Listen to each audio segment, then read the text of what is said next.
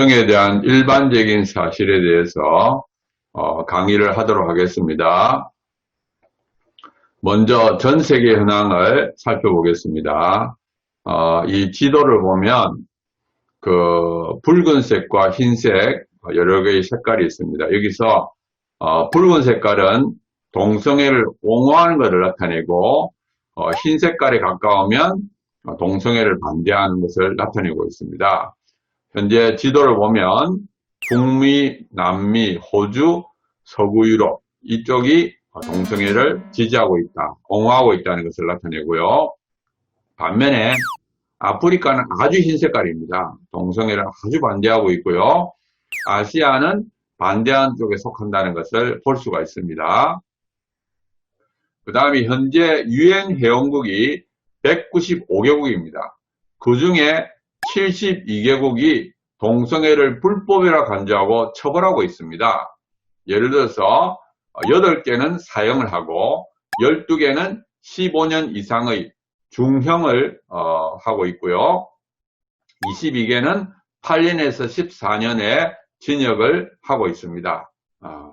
그리고 현재 그 동성결혼을 합법한 나라는 27개입니다. 반면에 1990년 이후로 헌법으로 동성결혼을 금지한 나라는 28개가 돼요. 그러니까 서구를 중심으로 해서 동성결혼을 합법화하니까 이거를 막아야 되겠다 해서 헌법으로 금지한 나라는 28개입니다. 제가 이거를 말씀드리는 이유는 어떤 사람들은 유엔이 동성애를 지지하고 있다 이렇게 오해하고 있습니다. 그렇지 않습니다. 현재 유엔 회원국 중에 동성애를 반대하는 국가가 동성애를 옹호하는 국가가 많습니다. 다르게 말하면 동성애를 하면 처벌하는 국가가 동성애를 차별하면 안 된다고 하는 국가보다 더 많습니다. 그래서 지금 현재 전 세계 추세는 동성애를 반대하는 국가가 더 많다. 그거를 꼭 기억하길 바랍니다. 우리나라의 경우를 보겠습니다. 2013년도에 두 번의 설문조사였어요. 2014년 5월 달에 미디어 리서치라는 데서 설문조사를 했는데 동성애를 비정상적 사랑이라고 답한 사람이 73.8%고요. 그 다음에 2013년도 10월 달에 동아일보에서 조사를 했는데 동성애에 대해서 거부감이 든다고 답한 사람이 78.5%입니다. 그러니까 우리나라에서도 70% 이상이 동성애를 비정상이고 거부감이 든다고 말한 사람이 있다는, 그러니까 우리나라의 다수가 동성애를 부정적으로 보고 있다는 것을 볼 수 있습니다. 자, 그런데 이제 연령별로 이게 차이가 있습니다. 예를 들어서 50대 이상이 되면 동성애를 비정상으로 부정적으로 보는 사람이 많은 반면에 10대, 20대로 가면 동성애를 긍정적으로 보는 사람이 더 많습니다. 왜 그렇게 됐는지는 다음에 제가 설명을 드리도록 하겠습니다. 자, 이제는 동성애가 뭔지를 한번 살펴보겠습니다. 동성애의 정의. 이 동성애의 정의에 대해서 여러 학자들의 의견이 있습니다. 그 중에 대다수가 세 가지를 들고 있는데요. 첫 번째는 뭐냐? 동성을 향한 성적 끌림.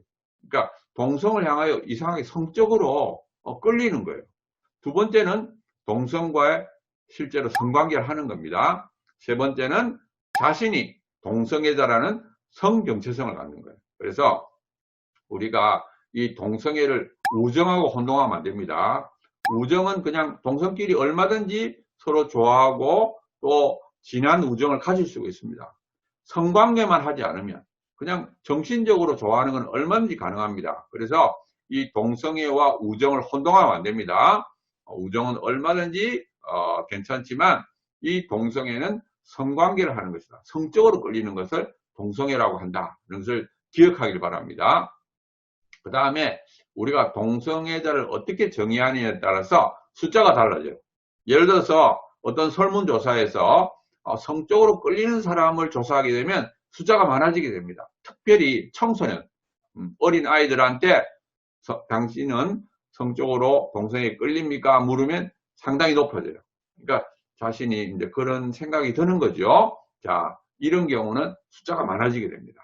반면에 당신은 동성애자로서 성정체성을 갖고 있습니까? 하면 줄어들어요. 그래서 우리 설문조사하는 기관에서 숫자를 많이 하고 싶으면 성적 끌림을 묻게 되고 숫자를 적게 하고 싶으면 성정체성을 묻게 됩니다. 그래서 우리가 조금 더 객관적인 조사는 지난 1년 동안에 동성과의 성관계를 했습니까? 이렇게 물으면 가장 객관적인 답변이 나온다고 볼 수 있습니다.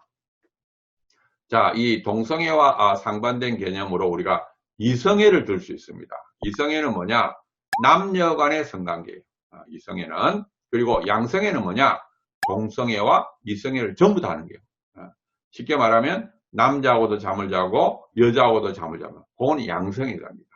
그리고 동성애, 이성애, 양성애를 합쳐서 우리가 성적 지향, 성적으로 어디를 끌리느냐. 그래서 요 성적 지향이라는 단어가 차별금지법이나 조례에 들어가게 됩니다. 그래서 이 성적 지향은 동성애, 이성애, 양성애를 다 합친 용어다 하는 것을 기억하길 바랍니다. 자, 그 다음에 동성애자가 얼마나 많으냐 하는 것을 한번 살펴보겠습니다. 이 동성애자가 얼마나 많은지를 조사한 사람이 킨제입니다. 제일 먼저 조사한 사람이 킨제인데, 킨제는 어떤 사람인가 하면 이분은 동물학자입니다. 동물학자인데 자신이 양성애자입니다. 그리고 이 사람은 어떤 소신을 갖고 있었느냐?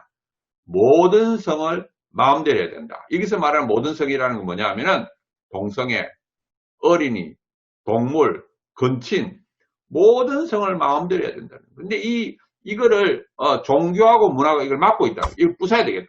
그래가지고 이 킨제이는 그런 소신을 갖고 오랫동안 데이터를 모아서 2권의 책을 적습니다.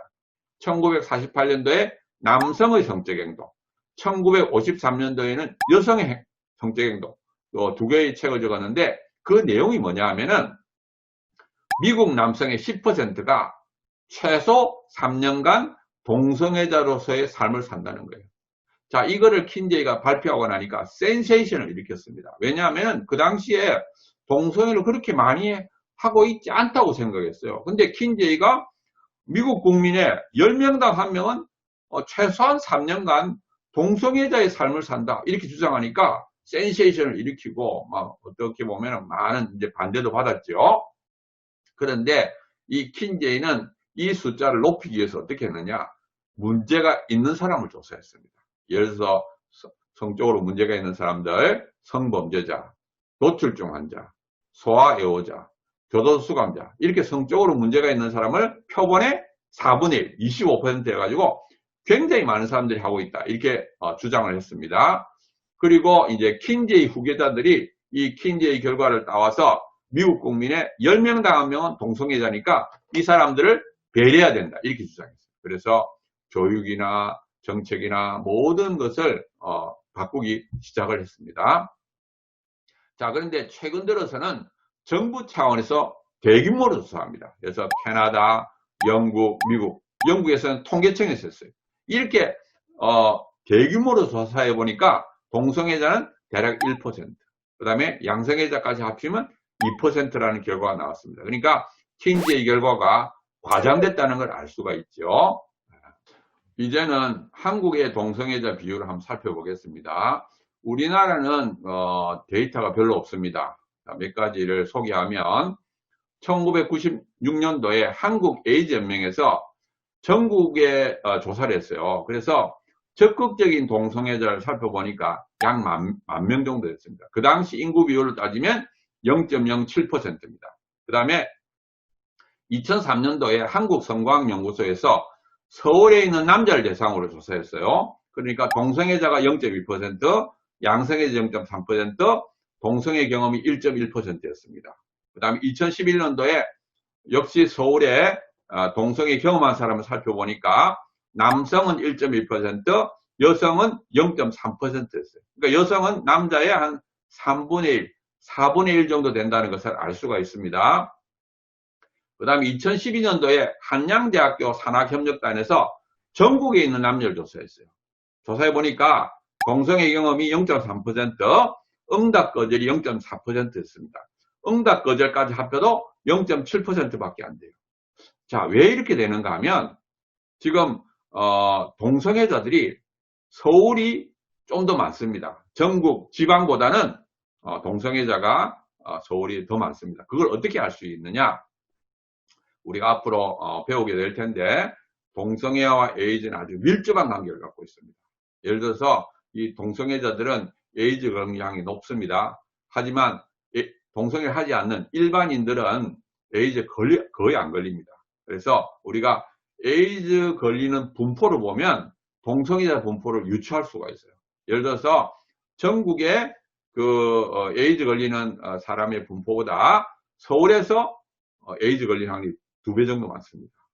그래서 우리가 에이즈 감염자들은 다 보건소를 통해서 이렇게 하기 때문에 우리가 인구 분포를 따지면 서울이 2배다. 따라서 우리가 서울이 동성애자가 2배 정도 많을 것이다 하고 추측을 합니다. 자, 그러면 현재 우리나라에 이제 나와 있는 데이터는 하나밖에 없죠. 2003년도에 한국성광연구소에서 서울에 있는 남자를 대상했을 때 동성애자가 0.2%다. 자, 이거를 우리가 전국적으로 확산시킨다 생각하면 2003년도에 전국에 있는 남성 중에 동성애자 비율은 0.1%입니다. 아까 말했던 대로 서울이 2배 정도 많으니까 전국으로 하면 동성애자는 0.1%라고 볼 수 있어요. 자, 그 다음에 이 에이즈 감염자가 늘고 있습니다. 2003년도에 비해서 지금은 누적 감염자들이 5배 내지 6배입니다. 그러니까 그동안에 에이즈 감염자가 5배 내지 6배가 늘었다는 것은 뭡니까? 동성애자들이 5배 내지 6배 정도 늘었다고 볼 수 있습니다. 그래서 지금 현재 우리나라의 그 남성 동성애자의 비율은 대략 0.5%에서 0.6% 될 거라고 추측을 하고 있습니다. 그 에이즈 감염자로부터. 그리고 여성은 그것의 한 3분의 1 내지 4분의 1 정도 될 것이다. 이렇게 우리가 볼 수 있습니다. 자, 그러면 남녀 평균하면 어떻게 되느냐? 남녀 평균하면 대략 0.35%라고 추측합니다. 추측. 우리가 에이즈 감염자로부터 이렇게 추정을 하고 있고 대략 서구의 한 5분의 1 정도 된 것이다. 이렇게 보고 있습니다. 자, 그러면 요거를 인구를 해서 숫자가 얼마 정도 되는지 대략 한번 추측해 봅시다. 우리가 0.35%라고 그랬는데 자, 추측을 해보면 우리가 15세부터 59세까지 우리가 인구가 얼마 정도 되는가 하면 우리나라에 3,355만 명 정도 됩니다. 대략 그 정도니까 그것에 0.35% 하면 얼마가 나오느냐?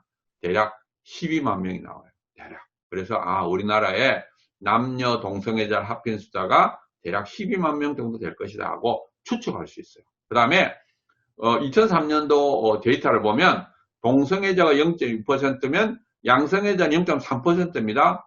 1.5배예요. 그러니까 동성애자가 한 12만 명 되면 양성애자는 한 18만 명 되지 않겠느냐. 합치면 30만 명 이 정도 된다. 이렇게 볼 수 있고요. 그 다음에 동성애 경험이 1.1%였으니까 동성애자들이 한 5.5배죠. 자, 그러면 대략 66만 명 정도 될 것이다. 그래서 지금 동성애 사이트 같은 데 들어가는 걸 보면 뭐 한 그 정도 되죠.